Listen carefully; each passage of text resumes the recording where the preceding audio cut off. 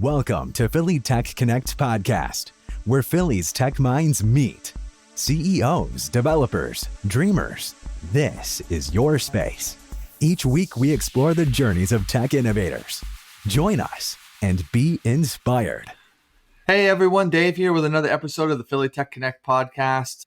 Today I'm speaking with Denny Bohs. Denny is the founder of Bohs LLC, which was launched in 2016 with a focus on helping customers be successful in their technology environment. He's been on his own for, I think, like over 8 years or so. So we're going to hear a little bit about his journey working with different software development projects, agile, scrum mastering, on the ups and downs of doing his own thing and the decision making that came about from that. Denny, how are you doing today? Great. Thanks for having me. It's a pleasure. It's always nice to connect with another Philadelphian in the tech space and hear about their journey and what they've been up to. Tell us a little bit about your life before Bohs LLC, when you were working in maybe a more traditional corporate environment, or what it was like before you went out on your own. Sure. I'm one of those guys who got a college degree and then never actually used what I got the degree in. I then started off initially in financial services, and then in really late 99, early 2000, I made a complete and total jump and started working for a company in technology. I had no idea what I was doing. And so that was a leap of faith for me. And I was fortunately paired up with some good people who taught me a lot. And then ever since then, I've really been working in mostly software as a service organizations and helping with building different products and things. So I've hit a few different markets. I've spent a lot of time in the K-12 ed tech sector. And then I just worked in a lot of other places other than that, a lot of different markets. And it's funny, when you mentioned I founded this really in 2016, that was initially just supposed to be part-time as I was doing other things. And then about 2 years later, I found myself out of work and ended up taking on a contract, and it became my full-time venture. So that's really where I was. Very cool. It was originally a side hustle, and eventually you find yourself laid off. Now, even though you had this running, you had Bohs LLC running, you still could have thought to look for another job and could maintain it as its original sort of side hustle initiative that it was. What made you decide to go full time on it? Honestly, I used to have a fear of contract work because I always thought contracts, that's just almost like cotton candy or something. It can just go away so fast and you have no control over it. And I found myself going through a period where I had been laid off. I went to work for a place, I was there 6 months, and they laid off a third of the company. I went to another place, I was there for a little while, and then I had another round of layoffs. And so I began to realize that whether you're working full-time or contract, those things can go away just as equally often. So it got me over that fear of contract work. And I thought, if I could lose a full-time job just as easily as this, especially in a state like Pennsylvania, that's an at-will state, so it's easier to do that. But it got me over that fear. And then I stumbled into my first full-time contract role and thought it worked out pretty well. And that was about a 3-month contract. And then I just kept going from there, and I got more and more comfortable with it. So it was something that I've enjoyed since then. Nice. I think, and when you say Pennsylvania is an at-will state, that term, correct me if I'm wrong, implies that the employer relationship is at will and each has the right to leave or separate at more or less any point for relatively any reason, as long as it's not like discriminatory. Is that correct? Yes. Yeah, it is. And so when I began to realize that, there are some states and other places where it's a little bit more of a formal contract arrangement. And if you're going to be laid off, there have to be certain things done. Or if you're part of a union, there's that. But if you're just a regular guy here in Pennsylvania working in a normal kind of corporate environment, the traditional thing is you give 2 weeks notice if you leave. And if your employer's got some integrity, they'll give you a little bit of notice if they're going to lay you off. But neither one of those things have to happen by law. So got me over that. Right. Yeah, it's an interesting insight that I've heard a number of times. Is there's this assumption that the more 9 to 5 traditional work is more secure, and now we're just seeing tech layoffs all the time. There have been massive tech layoffs very recently at very well-known companies, and I think that's not to say that the more start your own business entrepreneurship doesn't have its own risk. It definitely does. It isn't so clearly black and white that one is job security and the other isn't. When you started Boss and you were responsible for trying to acquire your own clients and set up some standards for the business, how you were going to operate, what were some of the challenges or surprises that came at you along the way? Well, I really didn't know what I was doing when I first got started. When I really started doing it more as a full-time venture, one of the first things that I needed to do, I made a lot of assumptions, unfortunately, up front. And so I had created my company as an LLC, and I didn't really think about how that was. And I started thinking I probably ought to make sure I know what I'm doing when it comes to taxes and all this sort of thing. And so fortunately, I got connected with a guy who is an excellent accountant. He specializes in these kinds of situations, small companies and that sort of thing, and solopreneurs, freelancers.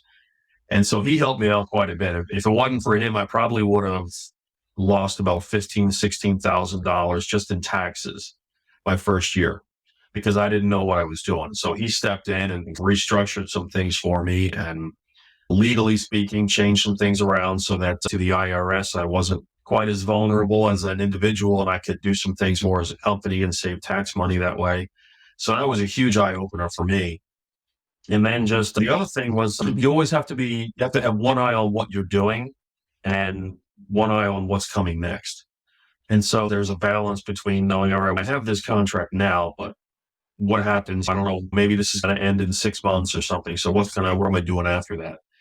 And I started working with a couple of freelance marketplaces out there and looking for that. And I was doing some things there to gain work from them. And then the more I got comfortable with some things, I started reaching out and looking at things more on my own, reaching into my network and people that I've known and done some of that.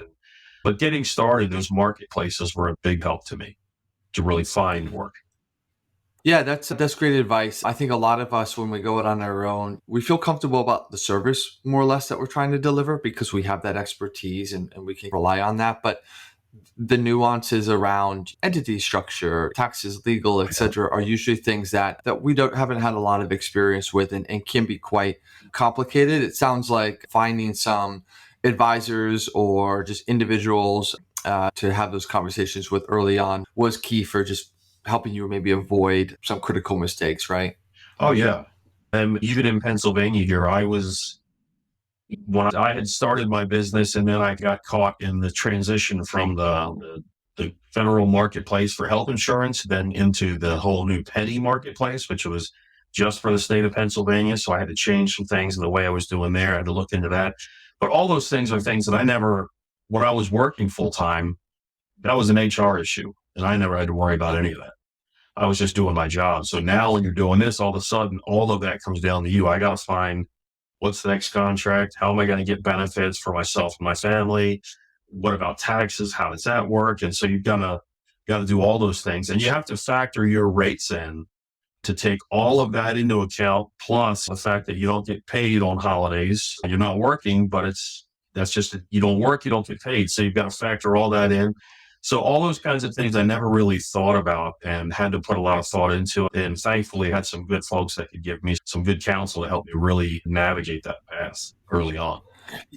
Yeah, it's a lot. A lot of people, or you just generally, I feel like entrepreneurship is painted as very sexy, but it actually is not always that way, or at least not initially that way. Sometimes you get lucky, it can be, but I think for most of us, it's having to figure a lot of things out that normally we're taken care of by other individuals or other departments. And like you said, you have to price your rates with the clients with the understanding that it's not just about delivering the service, but that also there's all this back end operational work that you don't technically get paid for, but is your time. And then when you start to do the math, it's kind of easy to go, wow, for the amount of hours I actually worked this week and what I actually got in from the clients, it's not maybe the same hourly rate that I was used to getting paid when I was employed. Yeah, you're on the right track with some things there. It's even sometimes if you ever have a conversation with somebody you trust and for whatever reason the rate comes out of what you're getting, sometimes they're always like, wow, that's a great rate. I'm like, yeah, but you don't know everything. I have to buy all my own equipment. I have to have my office space. So if I'm working from home or if I'm using a shared office space, I have to do that. Everything that I have is something that it costs, and I have to cover all of those costs. So Those rates are more of that's the cost of running the business. And then I have to pay myself a salary out of that. But those are some things I had to learn as well. And it was almost like initially I'm panicked. Should I really be charging this high of a rate? And I felt like until I realized I have to handle all these other things too. And that's just the cost of doing business. And so those were things that I never encountered any of that before. But when you start doing this and working in my case, as a freelancer, doing a lot of this stuff, all those things have to, come into play. You've got to factor that in. Otherwise you end up doing work and losing money while you're doing it. You don't want to do that. Yeah. It's one of those things, if you're not actually doing the math, you really might not realize how it all shakes out, but it isn't always as glamorous as sometimes it might seem. Nevertheless, you have been operating it for over eight years, which is very commendable just to even to have a business that was running that long. Not many people can attest to that. Are you looking for different opportunities from here on out? Are you looking to continue with Bohs? Are you looking to maybe jump back into a more traditional work employment kind of status? What's next? That's a great question because that's one I've been asking myself a lot lately. And for me, because the market got a little tough there, last fall, I had a contract end and I thought I had another contract lined up and then that fell through. And then really I've been just scrambling since last fall to really figure out what am I going to do next. And that's another thing you have to account for. What if you're out of work for a certain time? You've got to have something set aside to be able to handle that. And so I'm looking around, and for me, I'm noticing a lot of the work that I had been doing for the last 2 years, the rates are dropping quite a bit, especially in those marketplaces. I'm looking at a job like the same sort of work that I had done 2-3 years ago. They're now offering that up in these marketplaces, and it's $30, $40 an hour less than what they were paying. Wow. And the rates are really dropping, and that makes it tough to say, how am I going to continue to do what I'm doing? Now maybe I need to take on multiple contracts, but that, if you're a solo guy and you're working 2 full-time contracts, you've got to be real careful about that. So I've been looking around, and for me, I honestly have to say that I'm just looking for the right fit. And so I'm trying to I'm very open to working contract work because I enjoy that. And I love helping somebody. I've worked with a lot of folks who were really even small companies and that were non-technical, and I helped them to step in and really manage a product build, which was a lot of fun. So I'm really open to doing that again. And I'm also open to finding the right full-time role with an organization and moving forward from there. For me, it's just about trying to find the right fit. And it's not always just about what's the bottom line paycheck going to be. It's about what is your organization all about? What's the culture like? How do you handle things? And what do you do? I remember working one time for a guy when I had known him for a few years. And when he interviewed me to come on full time with him, one of the first questions he asked me was, can you fire somebody? And I was like, if I have to, I can. I'd like it to be a discussion. And he's like, no. He's like, if I tell you go fire this guy, can you just go do it? And I should have seen some red flags there about the culture. So you have to be real careful. And that's what I'm just looking to try to find the right fit, whether it's continuing my path in contract or whether it's going back full time, working with another organization. Yeah, that's an interesting question to ask somebody and somewhat telling maybe of what's to come. But I love your emphasis on the fit, the culture, the mission, and making sure values align. It's not just about the rate. Obviously, there is a certain kind of amount that we all need to feel fairly compensated. But beyond that, there's a lot of other intangibles that are important. So hopefully someone out there who's listening to our podcast and believes that they could benefit from your expertise and services, Denny, will maybe reach out. For those who do want to get in touch with you after you heard what you said, how can they do so? There's a couple of ways. You can go to my website. It's real simple. Even though I'm amazed, my last name is only 4 letters, but it gets mixed up all the time. But it's bohs.us. That's my website. And from there, my phone number and email and all that is on there. You can also schedule time if you want to put a time on my calendar to meet with me. You can do all that. I'm happy to talk with any of you.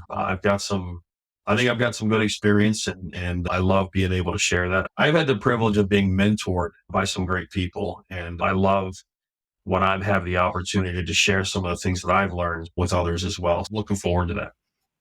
Cheers. Thanks so much for being on the show, Denny. Absolutely. I appreciate you asking me.